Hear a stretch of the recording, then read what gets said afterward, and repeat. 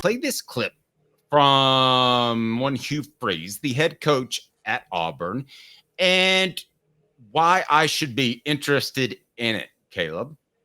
So for those who don't know, Auburn lost to Arkansas 24-14 over the weekend. They are looking like a bad team. They finally benched Peyton Thorne, and Hank Brown came in and threw 3 interceptions. And this is what Hugh Freeze said after the game that I think is just a really bad look. So I'm going to pull this up, and here's exactly what he said. Unfortunately, this is what I know, and I know that there's people open, and I know that we're running the football, and we got to find a guy that won't throw it to the other team. Okay, why do you say that about your quarterback? Could you ever see Josh Heupel doing that? Josh Heupel made the cardinal mistake of going to get Joe Milton, who wasn't a fit for his office, and he never once threw Joe Milton under the bus. He arguably played him more than he should have. He did. Hugh Freeze made the active decision in the offseason. I don't need to go get a quarterback. I've got my quarterback in Peyton Thorne. After everybody was like, this guy's not your quarterback. He's not going to work out. He's not working out. And now Hugh Freeze is publicly, y'all heard him right there. He's saying, I'm calling the right plays. I'm scheming my guys open. We don't have a quarterback that can throw the football. That's basically what he said. You know, you're trying to save your own job right now, and you're throwing your own players under the bus to do it. And it's rich of him to throw his players under the bus because when he's like, we got to find a quarterback that doesn't throw to the other team. Well, you had all season. You had the transfer portal. It's your fault for not bothering to do that. And I love Fallout Zone. Very godly of him. Very Pastor Hugh of him, right? To do that. Yes. Nice line by Fallout Zone.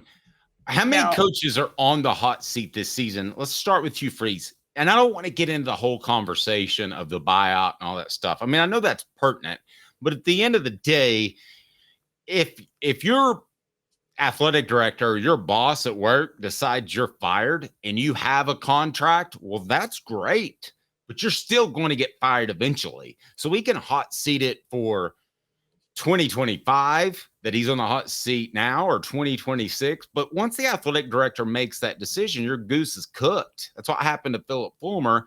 Mike Hamilton made his decision halfway through the season back in 2018. So, I'm sorry, 2008. Who is legitimately on the hot seat right now? Do you think Hugh Freeze is? Let's start with that.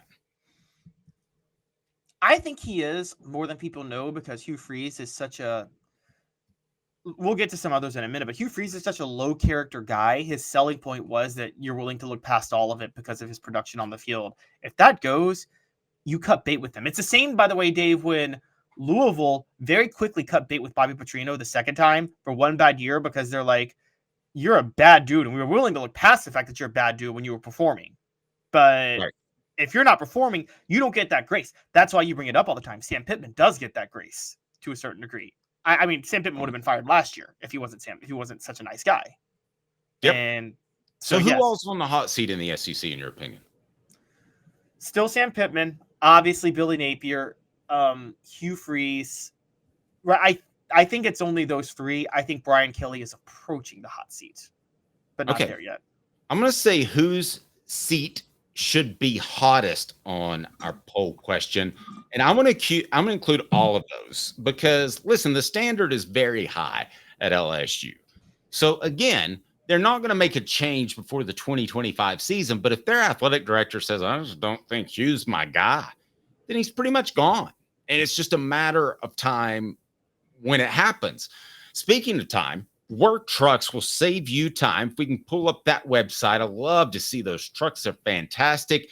Work Trucks, all about trucks that are actually available, trucks that help you maximize your profits by having the right work vehicle available. Time is money. The perfect work vehicle doesn't break down, has all the space to carry what you need. That's what Work Trucks is intent on offering, while other dealerships just can't do it. Contracting is about time. Work Trucks saves you time, less back and forth trips. Trucks that pass the highest standards to be put to work. The process quick and easy with Work Trucks. Cargo vans, utility body trucks with an iPod body, work bodies installed, pickup trucks of all sizes, and anything special like cranes or dump trucks. Work Trucks, if you're a contractor, no dealership run around Work Trucks. That's a fact. Work Trucks carries the trucks that your business has to have. Clinton Highway in Knoxville, downtown Birmingham with a X, worktrucksllc.com, worktrucksllc.com. Find the perfect truck, outfit it, make sure it fits your needs to a T. Proud supporters of the Tennessee Vols. And Caleb, I wonder how proud the Auburn fans are right now, because you said it and you summed it up. Despite if you think that Hugh Freeze is a kind of bad person that's made some mistakes, or a horrible person that Caleb's heard things that I don't necessarily want to dive into at this moment. Either way, you've taken a character risk on him for performance on the field. So this would be analogous, I believe, to somebody one day, let's say, hiring Pete Carroll or Jim Harbaugh. You know that NCAA issues could happen, but you take that risk. However, with both of those guys, I mean, they're championship coaches at college. Hugh Freeze is a coach that has had many good moments, but not an elite coach by any stretch of the imagination. Yeah, and it's the equivalent of the diva player. Do you ever notice, Dave, guys like Terrell Owens and Chad Johnson, they don't last as long in the NFL as other receivers do, because once they lose a step, NFL teams say, well, they're kind of divas and distractions and they're just not worth the risk anymore. And then you see other receivers, guys like Larry Fitzgerald, that were on a roster till what? He was like 38. And the reason is he was such a good teammate. So even if he's not as good of a player, I mean, he still wins over a lot of people. I mean, the same thing happened at quarterback. People like Peyton Manning and Tom Brady were playing well into their early 40s because players loved playing with them and they were great teammates. Not every quarterback lasts like that. It's the same with coaches. Your ability has to outweigh the character drawbacks if you are of low character. And for Hugh Freeze right now, Auburn's not getting what they thought they were getting in Hugh Freeze. Yep. That's fantastic comparison. I can't argue with anything that you said. It is time for the last look, brought to you by Camp. Yeah, I'm sorry. Go ahead. I wanted to show the Bo Wallace tweet about what he said. Yeah, let me see that. Yeah, this is fantastic. All right. This is explosive. For those who don't remember, Bo Wallace was Hugh Freeze quarterback in 2014, turned Hugh Freeze into the star coach, was there when they beat Alabama the first time. And this is what he said about Hugh Freeze on Saturday on Twitter, and it's still up. So it wasn't like he was drunk and regretting it. Okay. So, Bo Wallace said, quote, "We're approaching the point that he's thrown so many quarterbacks under the bus that maybe no one wants to play for him. His offense helped me tremendously put up numbers when I blew my shoulder out, but why is it someone else's fault every time there's a loss? But when there's a win, I watch the press conferences just to count how many times the word I is used. Appreciate what he did for me. My son wouldn't be playing for him, though. I got a story. I'll keep it in my back pocket forever until it's time. Auburn staffers calling my phone incoming. But that dude has never helped me a day in his life. It was always only about getting a win for him so he could collect his extra 100 racks a win. If y'all know the medication and shots I was taking to get that man his money, you wouldn't believe they would let you walk on a field like that. And with all that, I still feel the tires from the bus.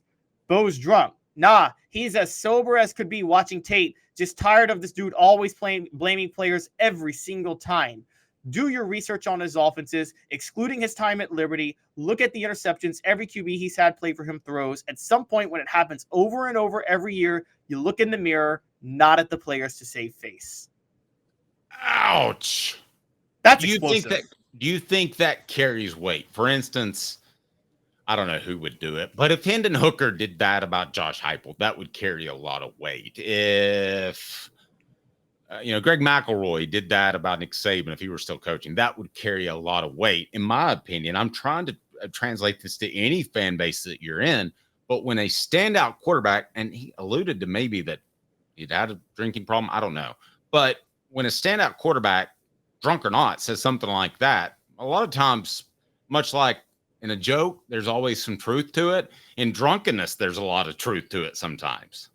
Absolutely. There's a lot of truth to it, even if he was drunk. And no, I mean, a drunk Peyton Manning is never going to feel that way about Philip Fulmer. Ever, ever, ever, ever, ever. And you're right. A drunk Hendon Hooker will never feel that way about Josh Heupel. Now, in all fairness, I don't think a former players should do this. But we don't know all the inner working. It depends on the type of coach. I don't mind former players throwing Butch Jones under the bus because you know how Butch Jones treated them and what he did. And you knew more about that than I did. And at some point you wonder, like, sometimes you can't say things because the coach is so like high on a pedestal that you seem petty and vindictive.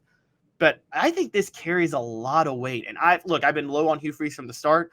So I'm very happy to rip him to shreds on this. This is explosive, and I wanted to do just a quick bank on it. But Dave, can I say bank on it? Hugh Freeze won't be at Auburn after 2025.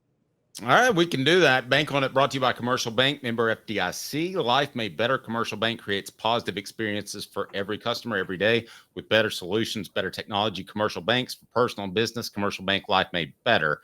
CBTN.com, CBTN.com. I completely disagree. I think that even if he shouldn't, he will, because I'm going to go down that buyout. You might want to Google that and see what his buyout is. I also think it's too quick to pull the trigger on that. I'll say this. There's a reason that Lane Kiffin, who wants the Florida job, wanted the LSU job, would not take the Auburn job. And I was told by a source that was because he likes where his kids are in Oxford. Bull. He knew something about Auburn. Okay. And I think they knew something about themselves, which is why they had to take a risk on character.